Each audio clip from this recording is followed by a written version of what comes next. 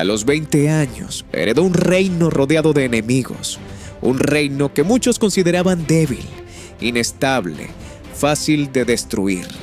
A los 25, ya había derrotado al imperio más poderoso del mundo.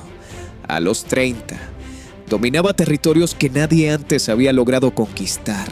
Nunca perdió una batalla, nunca retrocedió, nunca aceptó límites.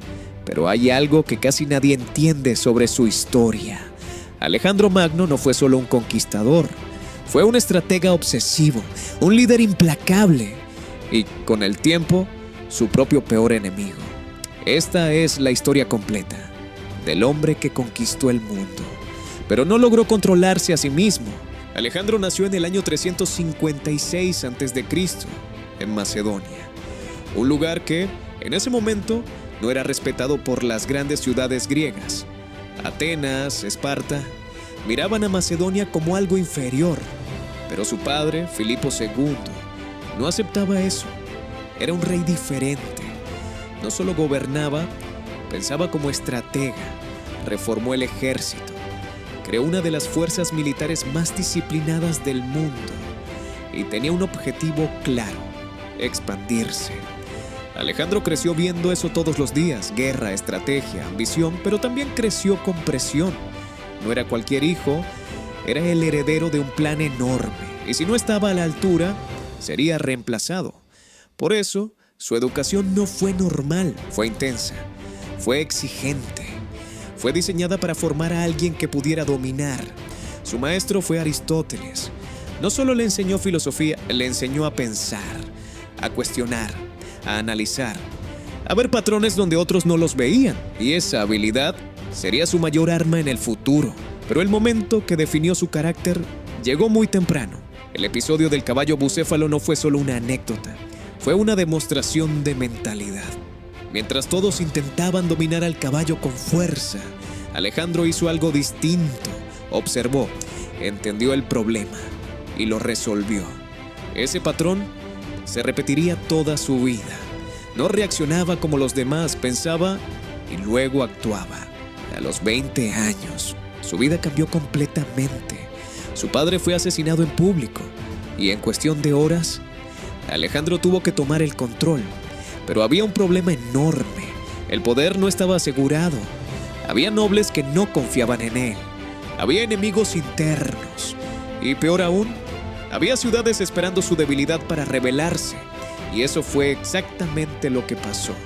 Varias regiones se levantaron. Pensaron que Alejandro no tendría la capacidad de reaccionar. Pensaron que era demasiado joven. Pero Alejandro entendía algo clave: si mostrás debilidad al inicio, lo perdés todo. Así que actuó rápido, extremadamente rápido. En lugar de negociar, atacó. En lugar de esperar, golpeó primero. La destrucción de Tebas no fue un accidente, fue una estrategia, fue un mensaje psicológico. Esto es lo que pasa si te opones. Y funcionó. Después de eso, nadie volvió a dudar seriamente de su autoridad. Grecia estaba bajo control. Y ahora, Alejandro podía enfocarse en su verdadero objetivo. El imperio persa no era solo grande, era el centro del poder en ese momento, gobernado por Darío III. Era un rey con recursos prácticamente ilimitados. En comparación, Alejandro tenía menos hombres, menos recursos, pero tenía algo que Darío no tenía: iniciativa. En lugar de esperar, invadió, cruzó hacia Asia y empezó una campaña que cambiaría la historia. Cada batalla era un riesgo, cada decisión podía destruirlo todo, pero Alejandro no jugaba seguro, jugaba para ganar. En la batalla de Iso, tomó una decisión que nadie esperaba. Ignoró la masa del ejército enemigo y fue directo al corazón, directo al rey. Fue una jugada arriesgada, pero decisiva. Cuando Darío huyó, su ejército colapsó y eso cambió todo. No solo ganó una batalla, ganó la guerra psicológica. A partir de ese momento, muchas ciudades se rendían sin pelear, porque el nombre de Alejandro ya generaba miedo.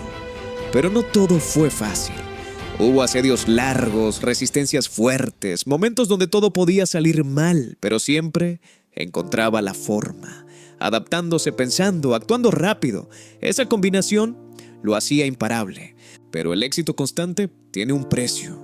Poco a poco, Alejandro empezó a cambiar. No de golpe, gradualmente. Primero, confianza extrema. Después, arrogancia. Después, desconexión. Empezó a adoptar costumbres persas, a verse a sí mismo como algo más que humano, y eso generó conflicto.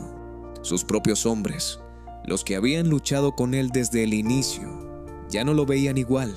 La relación cambió, y cuando la conexión entre líder y ejército se rompe, todo se vuelve inestable.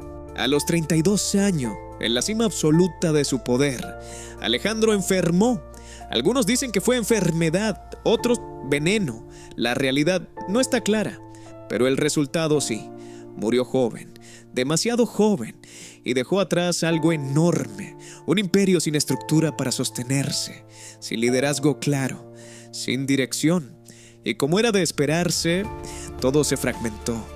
Generales luchando entre sí, territorios dividiéndose. El imperio más grande de su tiempo no sobrevivió sin él.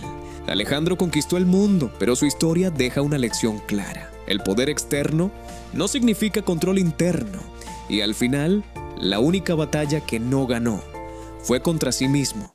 Si te gusta este tipo de contenido, suscríbete al canal de Historia con Timmy y sigue disfrutando de nuestro contenido. Saludos.